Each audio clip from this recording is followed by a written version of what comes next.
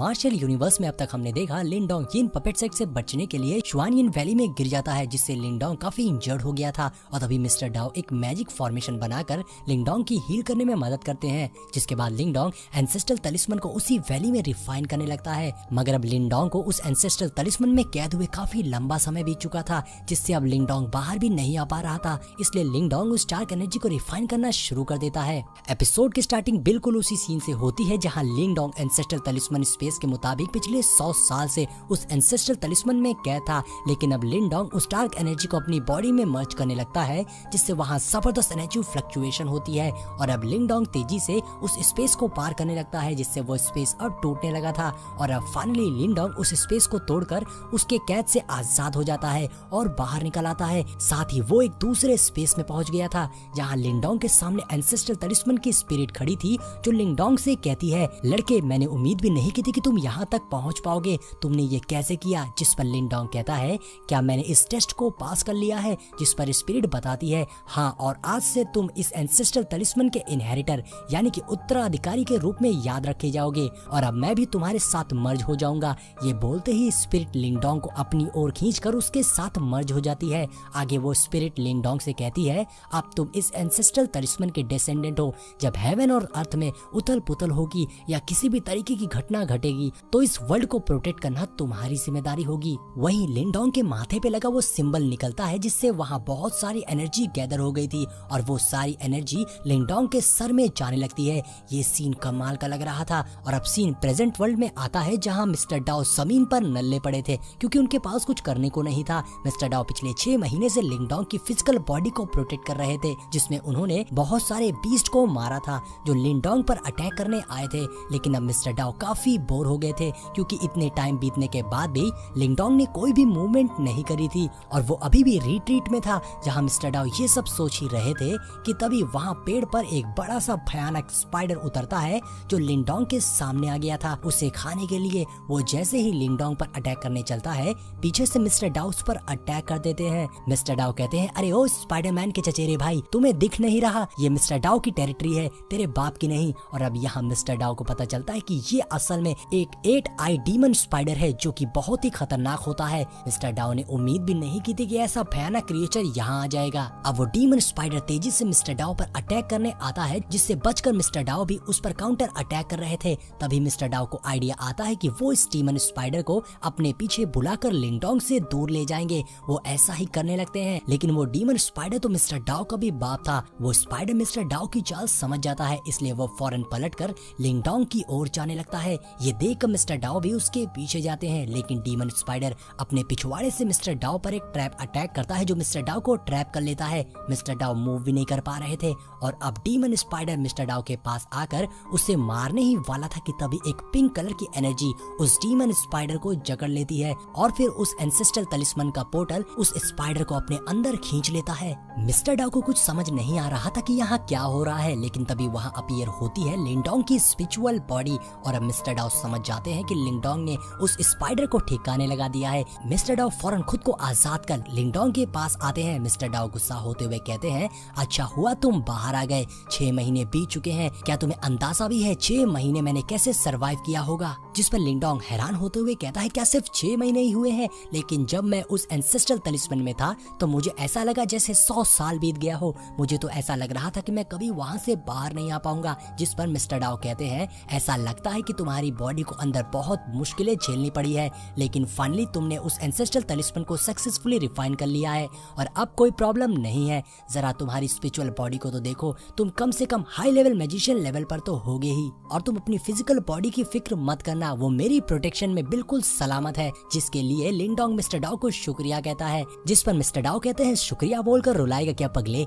अब तुम अपनी फिजिकल बॉडी में वापस चले जाओ। जिस पर लिंडोंग तुरंत अपनी फिजिकल बॉडी में आ जाता है। तो मिस्टर डाओ पूछते हैं कि अब तुम कैसा फील कर रहे हो? जिस पर लिंडोंग कहता है, ऐसा लग रहा है कि पिछले 6 महीने में युआनलिन इम्प्रूव नहीं हुई है। जिस पर मिस्टर डाओ कहता है, तुम्हारी बॉडी पिछले 6 महीने से डेड थी, फिर भी तुम मूव कर पा रहे हो, यही बहुत बड़ी बात है। तो लिंडोंग भी कहता है, सही कहा, चलो अब हम इस जहन्नुम से बाहर निकलते हैं। मुझे शाओयान की फिक्र हो रही है, वो कैसा होगा। और अब लिंडोंग और मिस्टर डाओ शुआनयिन वैली से बाहर निकलने लगते हैं। अगले सीन में हम वैली के बाहर का सीन देखते हैं जहाँ टैंगशा अभी भी डेरा डाले लिंडोंग का इंतजार इंतजार कर रहा था। तभी नीचे से काओजेन आता है जो टैंगशा को बताता है कि मैंने पिछले 1 महीने में ये फिगर आउट किया है कि लिंगडोंग का वो बीस्ट xiaoyan हर कुछ दिन में ऊपर आता है और मेरी कैलकुलेशन के मुताबिक वो बीस्ट आज ऊपर जरूर आएगा और उसे पकड़ने के लिए मैंने बहुत सारे वॉरियर्स को छिप कर तैनात कर रखा है। मुझे पूरा यकीन है आज हम उस बीस्ट को पकड़ लेंगे। तभी हम देखते हैं xiaoyan शुआनयिन वैली से बाहर आ जाता है जहाँ xiaoyan ने टैंगशा के एक वॉरियर को मारकर मुंह से पकड़ा होता है जिसे वो जमीन पर पटक देता है। तो टैंगशा अपने वॉरियर को ऑर्डर देता है xiaoyan को पकड़ने का, जिस पर सारे वॉरियर्स xiaoyan को घेर कर एक साथ उसके ऊपर अटैक कर देते हैं और ये सीन यहीं पर कट हो जाता। सीन लिंगडोंग पर आता है जो मिस्टर डाओ के साथ उस स्पेस को तोड़कर बाहर निकलने की कोशिश कर रहा था और अब लिंगडोंग ने हाफ स्टेप मैनिफेस्टेशन क्रिएशन को रीच कर लिया था। लिंगडोंग कहता है ये एंसेस्ट्रल तलिस्मान तो मेरी सोच से भी ज्यादा पावरफुल है क्योंकि ये डायरेक्टली अर्थ और हेवन की पावर्स को कन्वर्ट कर रहा है। तो मिस्टर डाओ कहते हैं तुम जितना सोच रहे हो ये एंसेस्ट्रल तलिस्मान उससे भी ज्यादा शक्तिशाली है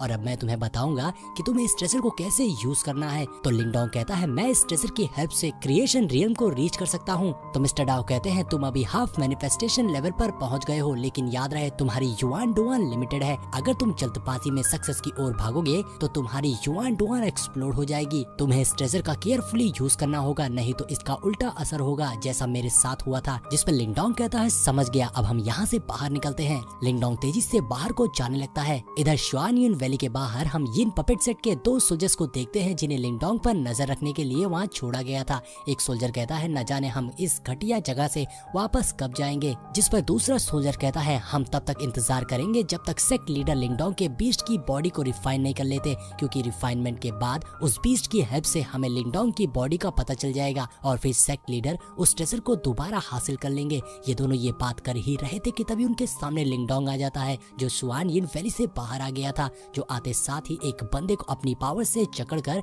अपनी ओर खींचकर उससे xiaoyan के बारे में पूछता है, जिस पर वो बंदा लिंगडोंग को सब बता देता है कि xiaoyan को सेक्ट लीडर टैंगशा ने पकड़ लिया है और उसे यिन सेक्ट ले गए हैं। ये सुनकर लिंगडोंग को बहुत गुस्सा आती है और अब सीन चेंज होता है जहाँ बहुत सारे सेक्ट आए हुए थे और अब टैंगशा कहता है आप सबका यहाँ आने के लिए शुक्रिया, मुझे आप सबसे एक इम्पोर्टेंट बात डिस्कस करनी है। जैसा कि सब जानते हैं हमारी डाहुआंग कंट्री द ग्रेट यान डायनेस्टी में सबसे लार्जेस्ट कंट्री है, लेकिन फिर भी हम 4 मेजर क्लैन के सामने कमजोर हैं क्योंकि हम सब आपस में ही उलझे हुए हैं, अपनी चीजें करते रहते हैं। लेकिन अगर हम एकजुट हो जाएं तो हम सब 4 क्लैंस को भी टक्कर दे पाएंगे, यानी हमें एक अलायंस बना लेनी चाहिए। जिस पर सारे सेट को टैंगशा का ये ऑफर पसंद आता है और सब अलायंस बनाने पर एग्री करते हैं, लेकिन वुजोंग और मुर्रे ने अभी तक कुछ नहीं बोला था, इसलिए टैंगशा उनका फैसला पूछता है। जिस पर मुर्रे कहता है ये मैटर बहुत ही बड़ा है, हमें टाइम चाहिए इस बारे में सोचने के लिए। वुजोंग भी कहता है कि वो वापस जाकर अपने साथियों से पहले इस बारे में डिस्कस करेगा। अब टैंगशा इशारा करता है तो काइसेन xiaoyan को लेकर आता है जहाँ xiaoyan को एक मशीन से कैद कर रखा था। xiaoyan को देखकर तो सभी शॉक हो गए थे कि ये तो लिंगडोंग का बीस्ट है और अब टैंगशा कहता है ये बीस्ट तो सबको याद ही होगा, ये लिंगडोंग का बीस्ट है, मैं इस बीस्ट को रिफाइन करने वाला हूँ। मुर्रे समझ गया था कि टैंगशा इस बीस्ट को रिफाइन करके उस ट्रेजर को हासिल करने वाला है जो लिंगडोंग लेकर भाग गया था। जिस पर मिस कियान कहती है अगर टैंगशा को वो ट्रेजर मिल गया तो टैंगशा हमारे सेट के लिए बहुत बड़ा खतरा बन जाएगा, टैंगशा हमारे ग्रेट डीमन सेट पर कब्जा कर लेगा, ये बहुत ही बड़ी मुश्किल हो जाएगी। इधर टैंगशा सबको कहता है आप सब इंतजार करो, एक बार मैं उस ट्रेजर को हासिल कर लूं तब होगा हमारी डाहुआंग कंट्री का राइज और कोई भी हमारे सामने खड़े होने की हिम्मत नहीं करेगा। अब ये बोलते ही टैंगशा अपनी पावर्स को एक्टिवेट कर xiaoyan पर एनर्जी डालने लगता है, जिससे xiaoyan को बहुत ज्यादा दर्द हो रहा था लेकिन वो कुछ नहीं कर पा रहा था। तभी xiaoyan के आसपास एक शील्ड बन जाती है जो xiaoyan को टैंगशा के अटैक से प्रोटेक्ट कर रही थी, जो देखकर सबके होश उड़ गए थे कि ये क्या हो रहा है, ये किसने किया। टैंगशा भौचक कर रह गया था कि तभी एक आवाज आती है जो टैंगशा से कहती है इधर देख बुढ़े। तो टैंगशा उधर देखने लगता है और ये आवाज हमारी हीरो लिंगडोंग की थी जो अपनी नी पावर्स के साथ यिन सेक्ट आ गया था। अब तो टैंगशा के छक्के छूट गए थे और अब लिंगडोंग नीचे उतर जाता है। मुर्रे भी बिल्कुल हैरान रह गया था कि लिंगडोंग अभी भी जिंदा है। इधर लिंगडोंग गुस्से से कहता है टैंगशा तुम्हारी हिम्मत भी कैसे हुई xiaoyan पर अटैक करने की। जिस पर टैंगशा कहता है लिंगडोंग मैंने उम्मीद भी नहीं की थी कि तुम xiaoyan वैली से जिंदा वापस लौट आओगे, लेकिन अच्छा हुआ अब मुझे तुम्हें ढूंढने के लिए इस बीस्ट को यूज करना नहीं पड़ेगा और इसके लिए मुझे मेहनत भी नहीं करनी पड़ेगी, लेकिन तुम तुम खुद ही मौत के पास चलकर आ गए हो। लेकिन अब लिंग डोंग को बहुत गुस्सा आ गई थी। लिंग डोंग टेंगशा को धमकी देता है, तुमने xiaowan के साथ जो कुछ भी किया है तुम्हें उसकी कीमत चुकानी पड़ेगी। जिस पर काउजन आगे आकर कहता है, एरोगेंट लड़के, पिछली बार मैंने तुझे जाने दिया था लेकिन इस बार मैं तुम्हें जिंदा नहीं छोड़ूंगा। दोस्तों ये बंदा अलग ही नशे में है। लिंग डोंग पहले ही 2 बार इसे पीट चुका है लेकिन ये फिर आगे अपनी पिटाई करवाने।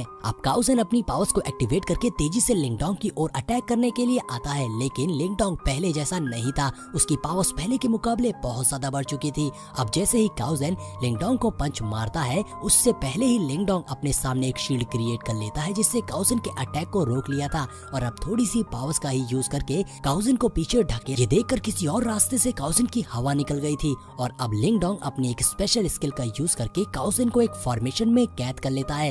लिंग डोंग की ताकत देखकर काउजन के होश उड़ गए थे। अब लिंग डोंग टेंगशा की ओर बढ़ने लगता है जिस पर काउजन कहने लगता है, घटिया लड़के, लिंग डोंग तुम में दम है तो मुझसे फाइट करो। लेकिन लिंग डोंग काउजन को इग्नोर करके काउजन को फॉर्मेशन से ऊपर भेज देता है। लिंग डोंग कहता है, जा और हवा खा। ऊपर से काउजन चीख रहा था, लिंग डोंग कमीने तू क्या कर रहा है, मुझे नीचे उतार। वहाँ मौजूद सारे सेट के बंदे शॉक हो गए थे कि लिंग डोंग कौन सी स्किल यूज कर रहा है। क्या लिंग डोंग मेंटल पावर्स का यूज कर रहा है? इसका मतलब क्या लिंग डोंग ने मेंटल पावर के लेवल को रीच कर लिया है? काउजन टेंगशा से कहने लगता है, लीडर प्लीज मुझे बचाइए। लेकिन टेंगशा इससे पहले कुछ कर पाता, लिंग डोंग अपने हाथ से एनर्जी पावर का यूज कर देता है जिससे एक ही झटके में काउजन का फॉर्मेशन एक्सप्लोड हो गया था जिससे काउजन वही मारा जाता है। और अब ये देखकर सबका गला सूख चुका था। लिंग डोंग के पास ये कैसी पावर्स आ गई हैं? वही मिस कियान कहती हैं, पिछले 6 महीने में लिंग डोंग की स्ट्रेंथ तो बहुत ही ज्यादा भयानक हो गई है। लेकिन इधर टेंगशा को बहुत गुस्सा आ गई थी और वो कहता है, लिंग डोंग तुम्हारी हिम्मत भी कैसे हुई मेरे ही सामने